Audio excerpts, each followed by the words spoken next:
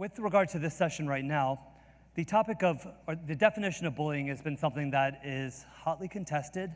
And of course, the researchers in the room, when you conduct any sort of study, you typically present your own conceptualization and operationalization of bullying in your papers. And that's great because it lays things out for the readers and for the audience. Now, we're trying to, as a field, move to a more standardized definition of bullying for the purposes of comparison, so that we can maybe make some conclusions that could apply more generally across the space, across the board. And so Dr. James O'Higgins Norman is here. He, if you don't know him, is from Dublin City University. He's a researcher and professor, and he's also the UNESCO Chair for Tackling Bullying in Schools and in Cyberspace. He's going to lead a conversation with some of the most brilliant people I know about the definition of bullying. And so right now I'm going to turn it over to him. Thank you for your attention.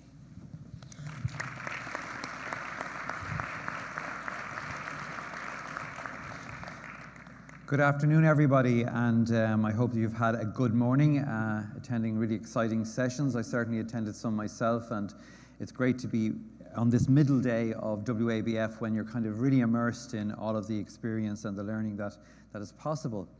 So I'm delighted today to be here to lead and to facilitate this session with the working group that has been working on the definition for some time. If I go back to 2017, which was the first World Anti-Bullying Forum in Stockholm, there was quite a robust discussion about definition on the stage in the main hall at that event. And it did seem after that event that it was never going to be possible to try and find a definition that people from different disciplines in different locations and different backgrounds could work together and use together.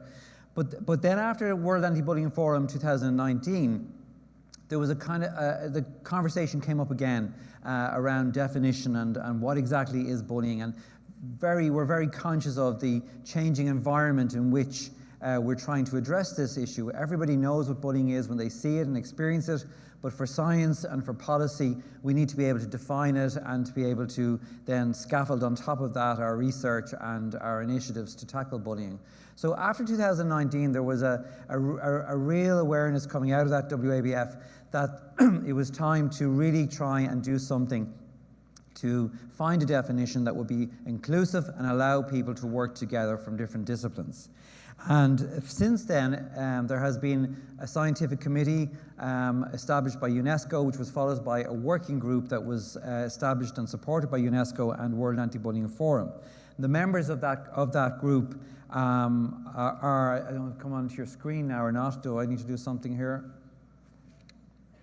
Oh, you can see it there, sorry, yeah. So the members of the working group who are represented here today from UNESCO is Yongfeng Liu, Frida Varg from WABF, and Magnus Lofsson from WABF, Dorothy Marie Sandegard from Aarhus University, Christopher Donoghue from Montclair State University, Shoko Yoniyama, who can't be here with us today, from the University of Adelaide.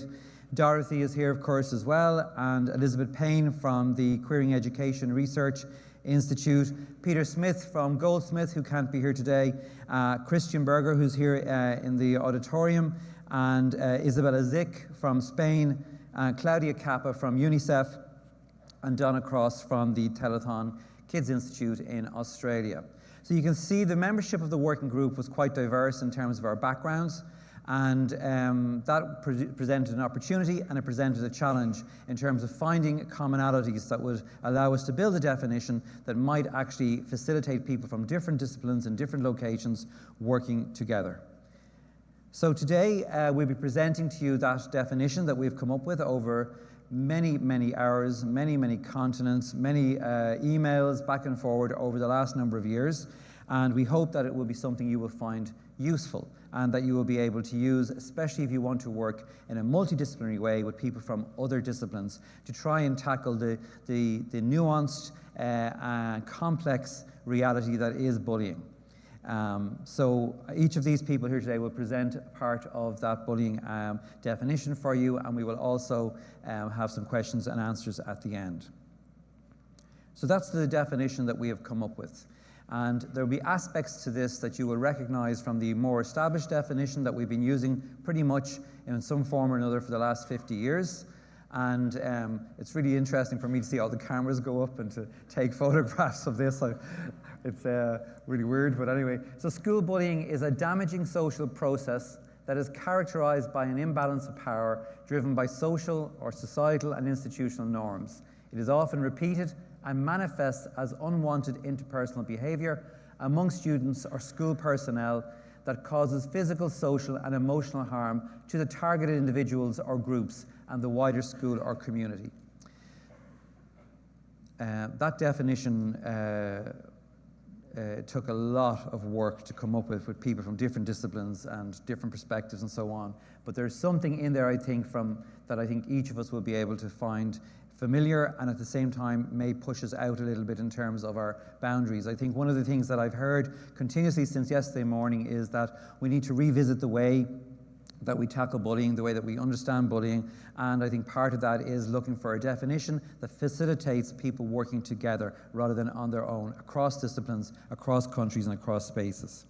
So now what's going to happen is different members of the working group are going to present to you one of each of the 4 components that we've highlighted there, and then we'll have a chance for discussion after that. So I'd like to invite Dorothy Marie Sondergaard to take us through what we mean by damaging social processes. Oh, I am sorry, I was skipping ahead there. There are 2 other people first before we do that. It was the excitement of all the cameras. I was moving on a bit there. So I'm very grateful that Yongfeng Liu is here from UNESCO, has traveled all the way from Paris just to talk about UNESCO's involvement in this, and then he'll be followed by Frida, who will talk about WABF and why this has been an important project for them as well. Apologies for skipping over you there, but we've come back to you. So Yongfeng, I'll give the floor to you now.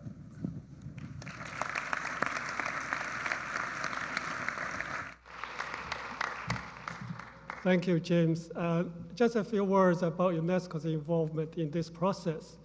As you know, UNESCO is a UN agency specialized for education and entrusted to lead and coordinate the Education 2030 agenda to ensure inclusive and equitable quality education and promote lifelong learning opportunities for all. And we know that bullying stands as a significant barrier to the achievement of this goal. So that's why UNESCO supports all the efforts for a better understanding of bullying and better responses of bullying.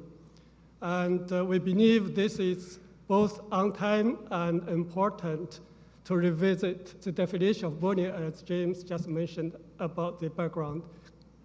And you also given the fast evolving classroom and digital learning environments and the diverse student experiences.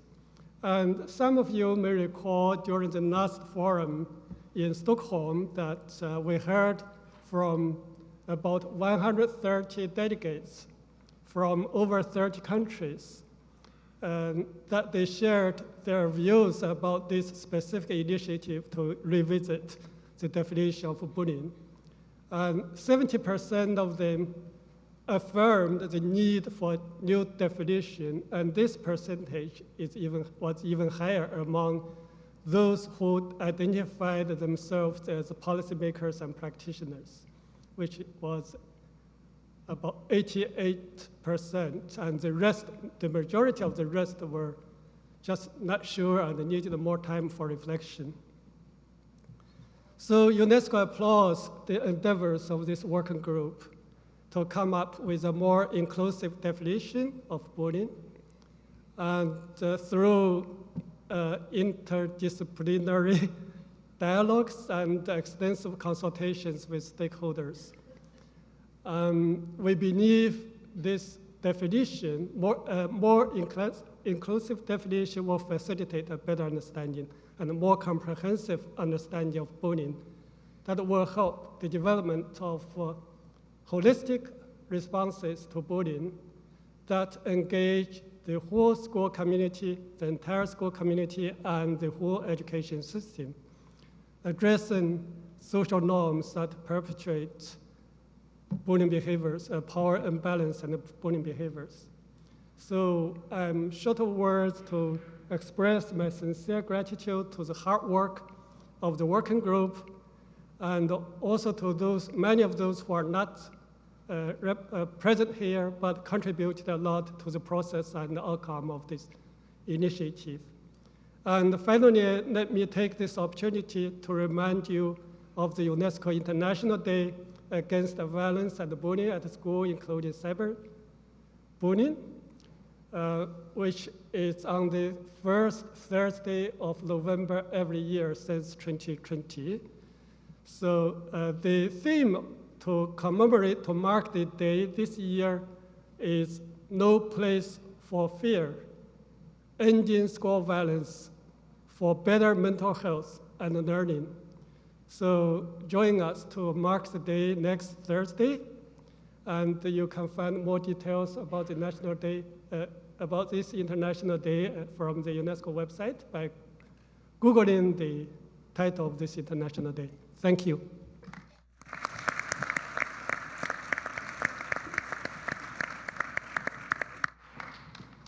Thank you, Yongfeng.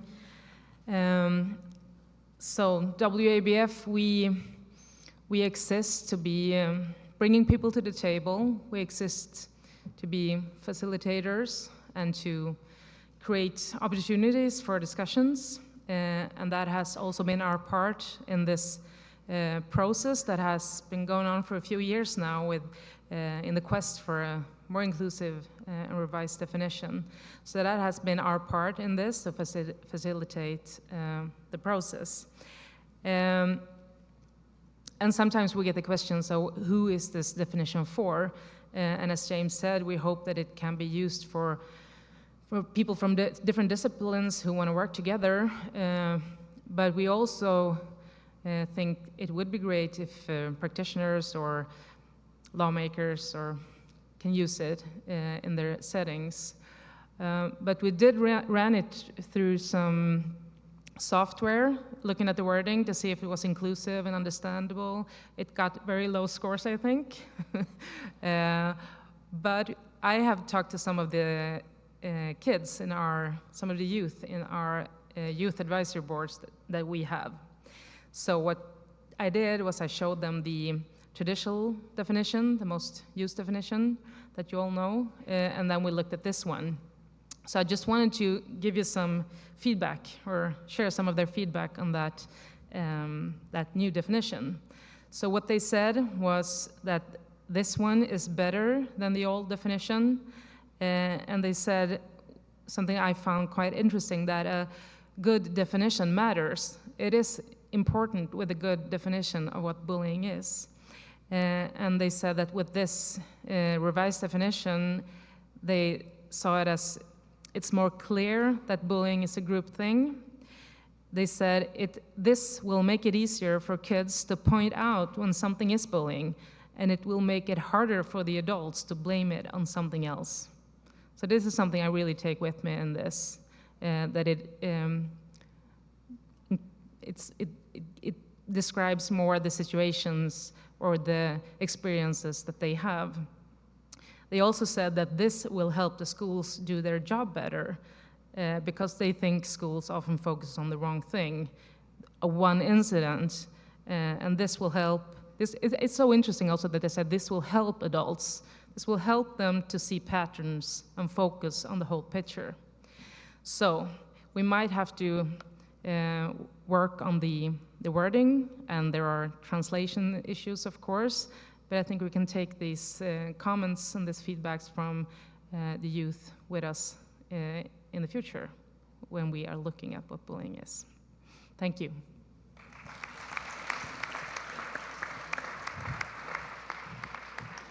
So now I would invite Dorothea Marie to come and talk to us a bit about the first component, which is the damaging social process.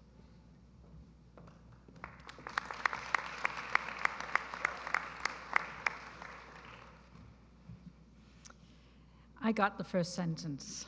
There are others that have the next sentences. So I'm going to say something about school bullying as a damaging social process. And we can take damaging first. It is a damaging process, and it is damaging, definitely, to the targeted students, but it's actually also damaging to the perpetrators and to students in shifting positionings, as well as to students who simply live in environments permeated and saturated by that kind of destructive processes. And in order to prevent this serious problem, we need to understand not only who are involved and what they do, but more importantly, how bullying is produced in and by certain social contexts and under particular kinds of circumstances. So the first sentence in this definition underlines the social mechanisms as the root of bullying behavior. In schools, the formal learning community integrates with the informal processes of social belonging and relating that are enacted among students and with various school professionals. Groups of students are formed and dissolved, friendships emerge and fade away, and feelings of trust and betrayal, sympathy and animosity fluctuate and affect social patterns among young people. Such patterns and movements are always informed by the culture, by the norms and the routines of the school community. When studying troubled social relations among students, it's important to understand, of course, the role of normativity in the policing of generalized social categories, but also of more local and messy normative conditions. It's important to understand all such dynamics as part of the damaging social processes many students are involved in and also formed by. Some of the social dynamics involved in bullying behavior concern students' struggle to access respect and acknowledgement as members of the social community or of particular groups. If the path into such groups and their community is paved with expectations and demands concerning particular forms of being and relating, students are simply forced to relate to such demands. These demands may involve performing, gender, social categories of all sorts, social class, ethnicity, sexuality, ableism, nationality, you can continue, in particular ways. Or performing positionings as tough, as high achiever, or the opposite in certain versions. Now, the ability to read such conditions and affordances and to integrate them as part of one's taken for granted cultural tools requires certain competences. And researchers use different words and terms to describe this process. Some talk about socialization, some about social adjustment. I would talk about subject formation, being a psychologist. But nevertheless, the basic idea is the same. No one, whether student or professional, is an island. Thus, there's little gain from pathologizing and individualizing approaches to bullying behavior altogether, as if students were distinct entities moving around among each other. Every student brings something. We can all agree on that. Every student brings something, but that something is formed in and by the social context, the cultures and the norms they encounter as conditions for their recognition and integration. If those conditions invite, even demand hierarchical performance and fight, if they demand contempt produced and expressed in particular ways as part of setting group boundaries and clarifying who is inside or excluded by those boundaries, if they demand physical and psychological violence in return for recognition and acceptance from significant others, all this has a formative effect on student behavior and relationships. Bullying occurs from within such conditions as damaging social processes.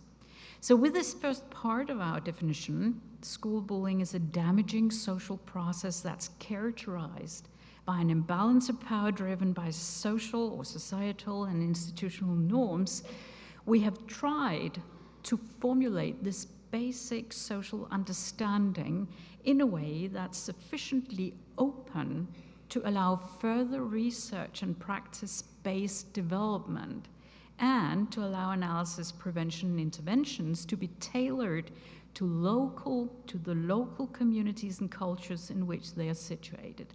And this openness is deliberate, because one of our discussions, just one sentence, James, one of our discussions that's been quite intense has had to do with this potential. Is it possible to make a universal definition that actually is relevant to people all over the globe and to all times? I mean, we have had the same definition for 50 years. Is it possible? So we have tried to make this one as open as this. Thank you.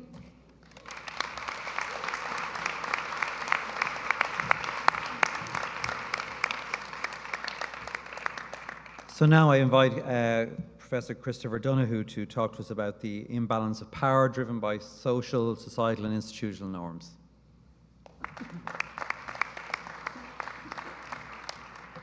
Well, thank you, James, and it's an honor to be asked to be on the committee. I'd like to say that as a sociologist of bullying, I'm often looked at with suspicion, because sometimes sociologists, my own peers, sometimes question, is this a sociological topic? So I've dealt with that for a number of years, and recently I had the opportunity to edit a book that we called The Sociology of Bullying. And we brought together about 22 sociologists and also a couple of psychologists as well, namely Tracy Valancourt contributed to the book. And we tried to capture what is it that's a social behavior about bullying. And I was happy to have been asked to do this piece here on the imbalance of power driven by power and societal and institutional norms, because I would like to share with you that some of the insights that came from the book and the different contributors was that bullying is not just an interpersonal behavior, but often it's a behavior that's driven by group bias and disadvantage that's embedded inside of social and institutional norms. So in many ways, a lot of bullying sometimes can be invisible to adults especially, and to children even who might be engaging in it. There's a question sometimes about how can we develop an operational definition of bullying in schools to figure out who is the bully and who is the victim. But it's a little unidimensional, I often think, because we're trying to draw this dichotomy about who is the bully and who is the victim, where in many cases the bully might be the atmosphere or the school climate, or it might be embedded in everything that's going on around the children in the school. So that's a lot about what I thought about coming into this project. The type of bullying that comes from social and institutional norms is not only invisible, it's highly susceptible to repetition, and oftentimes there's so much repetition of it that it can't be counted, because it's not always about individual acts, certainly not physical acts, but even among the different categories of acts that we come up with, such as threats or acts of isolation and things like those. Some of them are repeated so often that they just become part of the norms of a school climate or part of the classroom norms. And that's something that I think that the new definition really takes into account. So although we say it may manifest itself as an interpersonal behavior, it's a social process, bullying is, that takes place, again, within the context of the social and institutional norms. The social ecological perspective of bullying captures this to a degree, but I'll share with you that many sociologists often feel that it doesn't go quite far enough to demonstrate the ways that socialization occurs from the top down, but then is often repeated among children within their circles.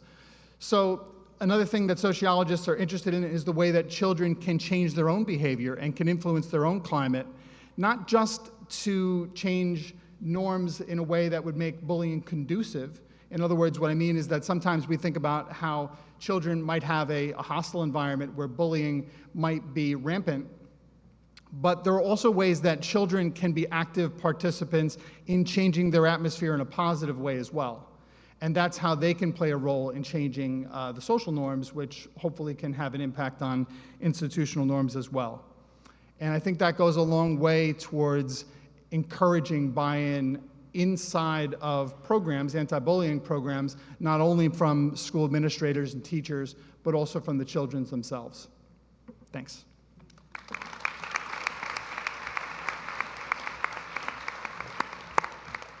And now I invite Magnus Lofsson from Friends to talk to us about the repeated nature of bullying, which we retained in the definition.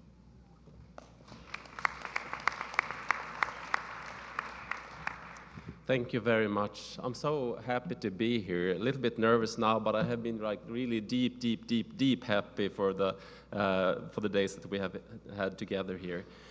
Often repeated. I will just say first that Peter Smith has written this rationale that you see on the text, and the explanation for the inclusion of often repeated.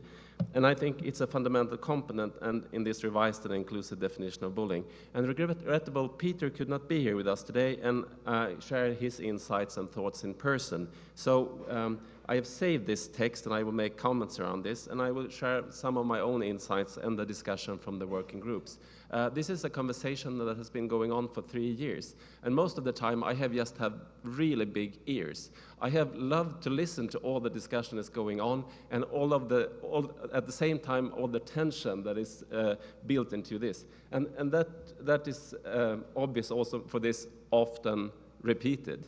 It's a little bit of both, so to say. I really love this wording of systematic pattern.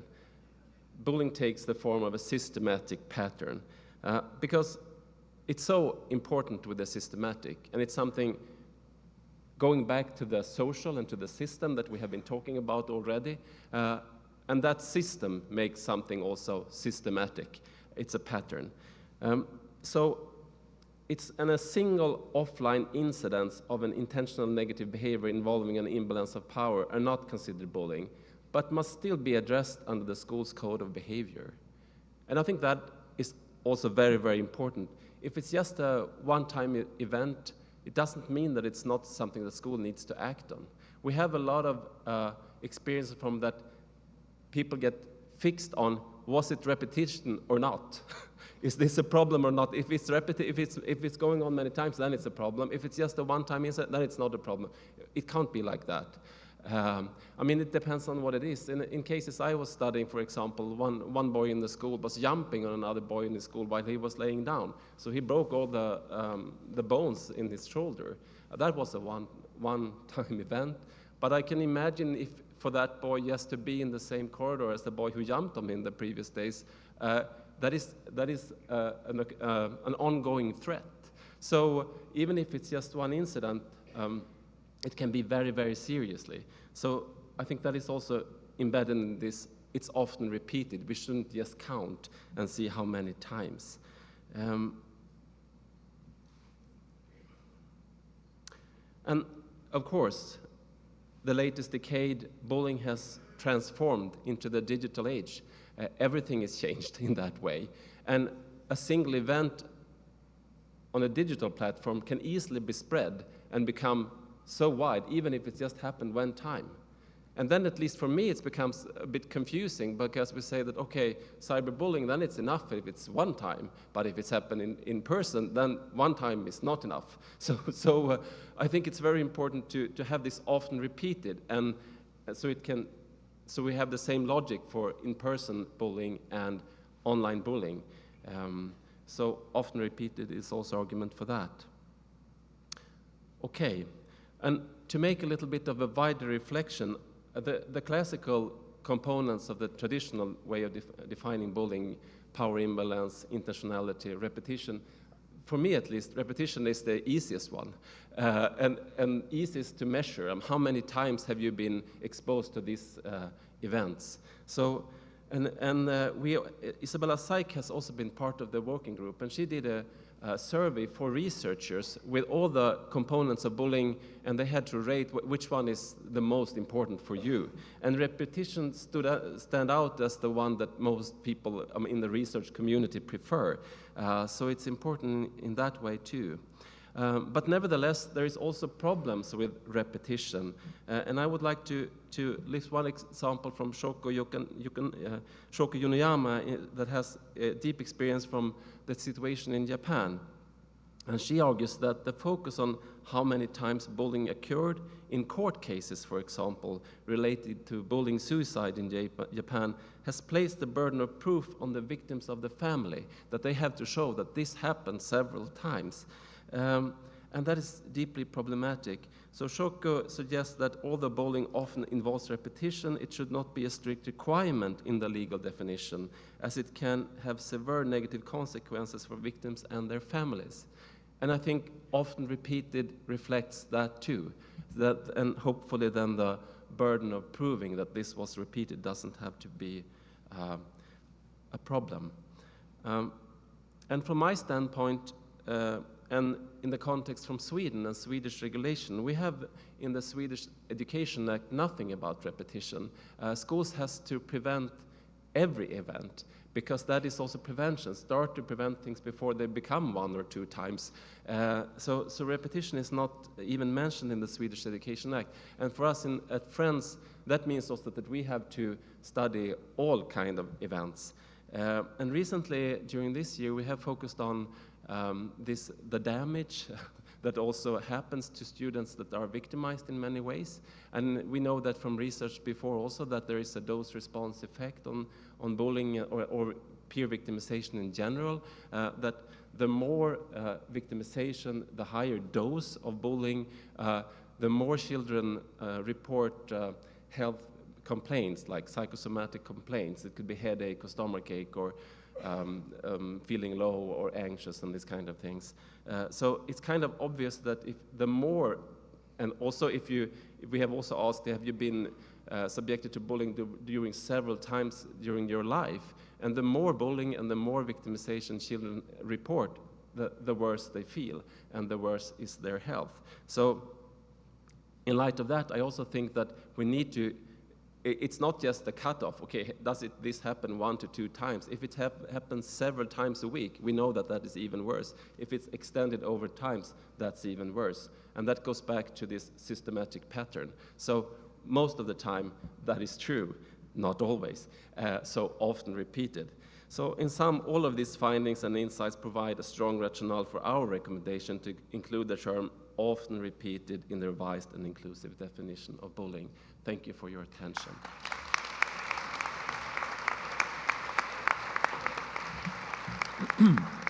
And then finally, I'd invite Dorothy to talk to us about unwanted interpersonal behavior. Thank you. So thank you very much. This has been a wonderful opportunity. I did not get to join the working group in Paris because my passport was going to expire. So I stayed up late at night and zoomed into Paris to have these conversations. So this is quite an honor in my career to be part of this working group. This is an issue that's been close to me for 30 years. I came to the bullying research in the mid-90s, as you know, and had many of my publications blocked from aggression researchers in the States and abroad because they really didn't understand how this idea of whipping boys or bullying was any different than what the Ken Dodges of the world had studied in the aggression area. So that, like many of us in the room, I had to reconsider, like, why am I talking about this construct and this type of behavior? And as a quantitative researcher, I started doing focus groups with kids to have a discussion about what it looked like in the US context versus what Dan Olveus and other folks were talking about outside of North America. And because I am a psychologist with training, but I really think a sociologist at heart, when Chris says that the sociologist, and I have students that I mentor in their honors thesis in sociology, that they say, how could this be a sociological phenomenon? To me, that doesn't make any sense at all.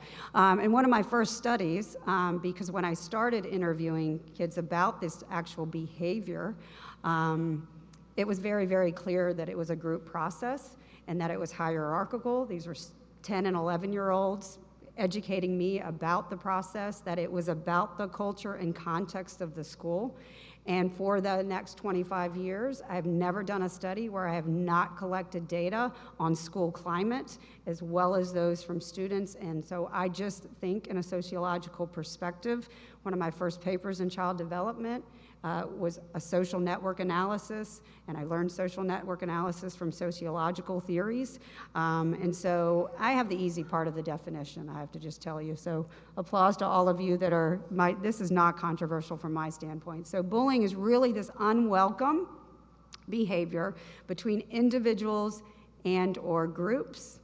Check mark for the work that we've done, and many of you have done of looking at that causes harm to others. Indisputable, meta-analysis show this consistently, where the child or the young person displaying the bullying behavior knows that their behavior is or will be perceived as harmful. So you read in between how that relates to the original definition, that they know their behavior is or will be perceived as harmful by the child or the young person experiencing the behavior.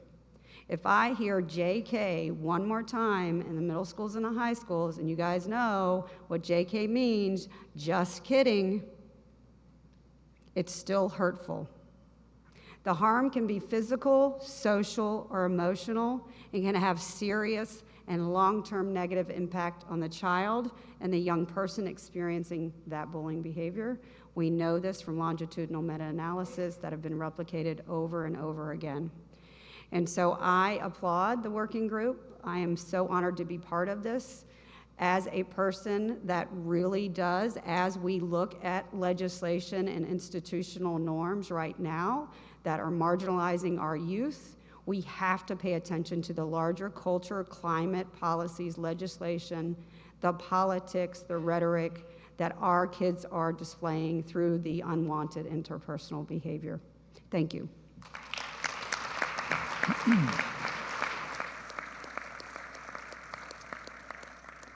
So there's our definition, which represents 3 years of work. School bullying is a damaging social process that is characterized by an imbalance of power driven by social, societal, and institutional norms. It is often repeated and manifests as unwanted interpersonal behavior among students or school personnel that causes physical, social, and emotional harm to the targeted individual or groups and the whole school community. So thanks to my colleagues in the working group for sharing their insights about the different components in that definition, and we'd like to open it to the floor now for any comments or questions.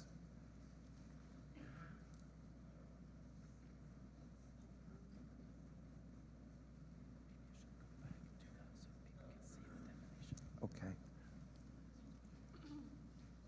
Hi, my name's Hannah from UNC Chapel Hill. I'm a senior. So my question revolves around, yesterday we saw a powerful performance from EROT, which personally resonated with me as well. And they spoke a lot about how the intersectional identity of being Black and female creates a barrier to identifying as a victim of bullying. Is this unique experience and others like it reflected in this new definition, in your opinion? And if not, where are some areas within the definition to expand upon to address it? Who would like to take that? Mm-hmm. Dorothy, do you want to answer that? I think it's reflected in the very first part of the definition, talking about normativity and talking about how social categories can be policed in different ways, and how social categories can be the basis for bullying each other in all sorts of ways. And if Elizabeth Payne had been here, she would have talked at length about that particular topic. She was very much a driving force in having this last part of the institutional norms and the social norms built into this definition, and that was, her examples were almost all the time about social categories. And I would be the one saying, yeah, that is so important, being a gender researcher, sex gender researcher myself, But I would also be the one saying there are also other kinds of normativities working together with, and there are all sorts of intersectionalities going on and permeating these kinds of processes. She would say, yeah, but most often the generalized policing of these kinds of normativities is what is actually at stake in the bullying processes. So it's in this open definition, you can specifically target what you're talking about there with that. Mm-hmm. Thank you. Thank you. Hi, Chris McDonald, Indiana State University. As we know, bullying does not stop when people turn 18. So my question really has to do with whether this new definition might be expanded upon to include some of these other contexts, such as colleges and universities and the workplace. Yeah, I think we've positioned bullying in this case in schools because that's the task that we had, but we discussed bullying in society and bullying across institutions. So I think this bullying definition can be very easily used in other contexts like workplaces and in colleges because it's the same processes that are at play and they don't change really. It doesn't change this, if you change from one organization to another, one place to another. So I feel that this definition could be transplanted to different places. Thank you. Hi, Wendy Craig. I want to congratulate you and thank you for all your hard work, having tried this once before on a panel. I'm just going to add on. I was going to say bullying happens everywhere. That kids gather, and to limit it to school, I think limits our understanding of that experience in the many contexts in which they live, learn, work, and play. So that was my one thought. Thank you. Thanks, Wendy. And that is something we discussed, and at a certain point in the working group, we had to locate it in schools because that's what we were mandated to do. But our discussions were much broader, and this definition is really a definition of bullying that can be used in any context. Thank you. So thank you for your work again, and I'm going to similar concept but twofold. One, just thinking about school-based language versus other language for a universal plan, such as youth instead of students and authoritative personnel instead of school personnel, to kind of help with that universal idea. But then I also wanted to ask about your thoughts on making sure that this is inclusive of rejection as a form of bullying. So I feel like it's open enough, but just kind of your thoughts on thinking about rejection as another form of bullying within this definition. Dorothy or Chris, do you want to take that? Yeah. So that's a great point, and I think that's a very nuanced form of both social harm, right, the rejection piece, as well as emotional. So I think it's inclusive of that, absolutely, yeah. I would add as well that the rejection can be looked at either on an interpersonal basis or again as part of the social norms of the group. Mm-hmm. Oftentimes that's a lot of the at least the perception of being bullied that's invisible because students feel rejected from others, whether or not it's due to an overt act or not. Yeah. So I would say it's included in that way as well. Okay, hi. Great work, yes. Everyone's got to say great work. So we're here to problematize stuff. I was talking with a school principal yesterday who had a great bow tie on. I don't know if he's here today. But knowing that the innovation to practice gap is 18 years, he's talking about how he's still trying to get, his stakeholders to understand what bullying is, or let's say was, if this is a new definition that we say is going to go in.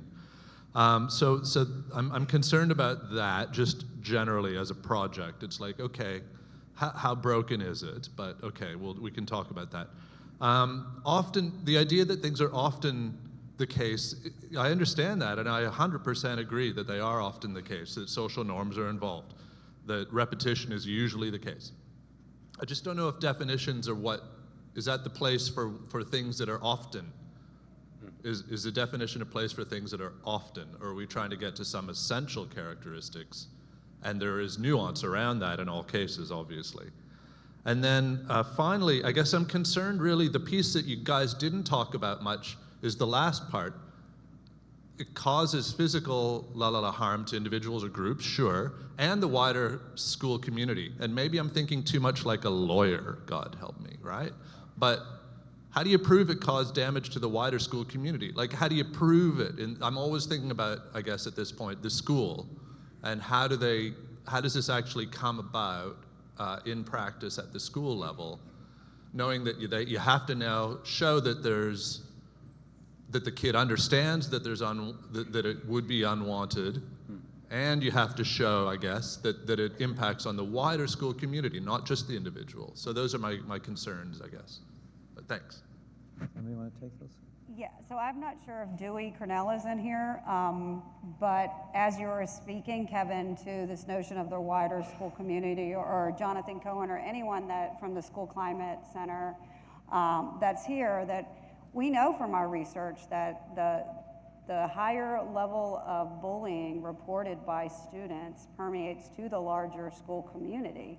And many of us can do fancy interactions of the individual, mixed models with the individual at the school level interactions, and show that the health of a school community is predicted by individual bullying. So I think there's a host of literature to suggest, again, as I said, I don't do a study without collecting larger school climate measures that include bullying at that aggregated level. Thanks, Dorothy. Anyone else want to respond there? I could just add that I think, if it's a law case, then I guess it will always be from the individual perspective. Otherwise, it's difficult otherwise. But if you look at it from a head of school perspective, the last sentences is also motivating for schools to think about, okay, this is not just about those individuals that are directly involved in a way. It's also affecting the wider community. It affects children who is witnessing this, and it affects the climate on the school and the ability for children to learn. And I think that is very, very important. And I also like to put this into the unwanted, that the students themselves can also answer, is this damaging for you? It's hard with this intentionality idea that asks children, what was the intention of other people? And also to ask the community, well, how does this affect you, that you have this level of microaggression, for example, in a school?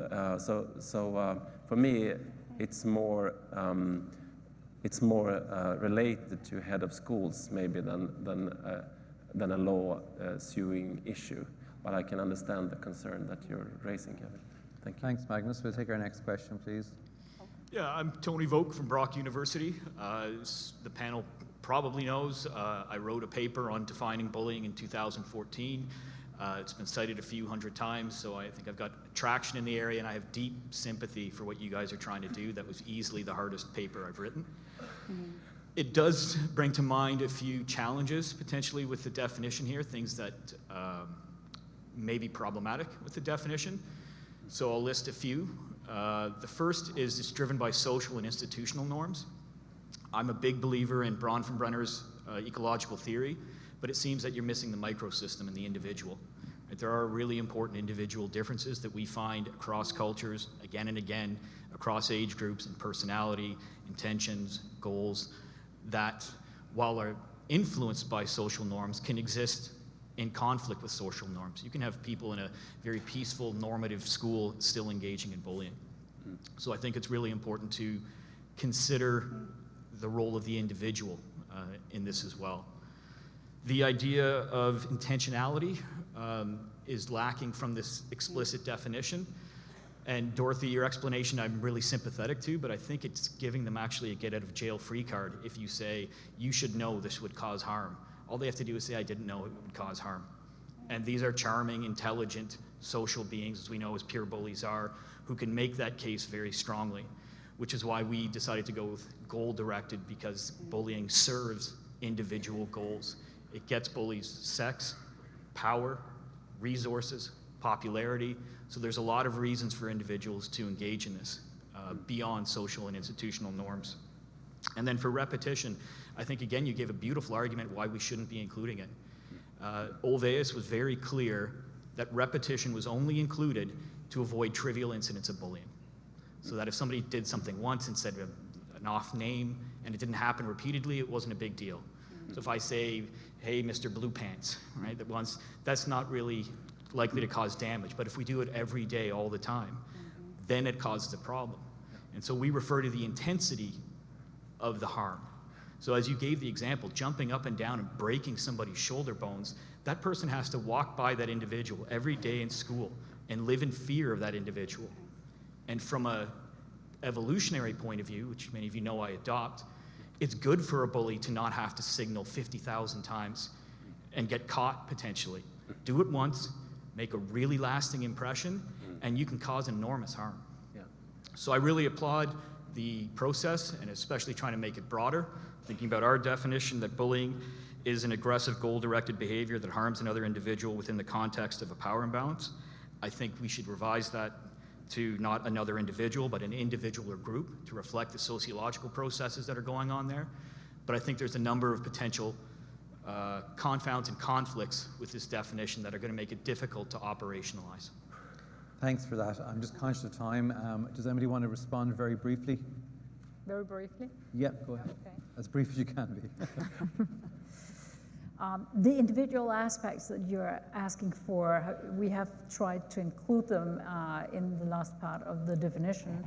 But I also want to just come with a brief comment on this idea of intentionality, because of course we could have written intentionality into this definition, but we would have had to do that in a way that shows that intentionality is not, it's not a demarcated and isolated internal thing in an individual. Intentionality is also built in a context. And as I said, individuals bring something to the school environment, but that something is formed and molded and transformed in the meeting, in the encounter with the social context that is receiving that something. And it's been quite important for us not to lose that perspective, but to really underline that if you're going to do something serious about bullying, you have to see what produces it.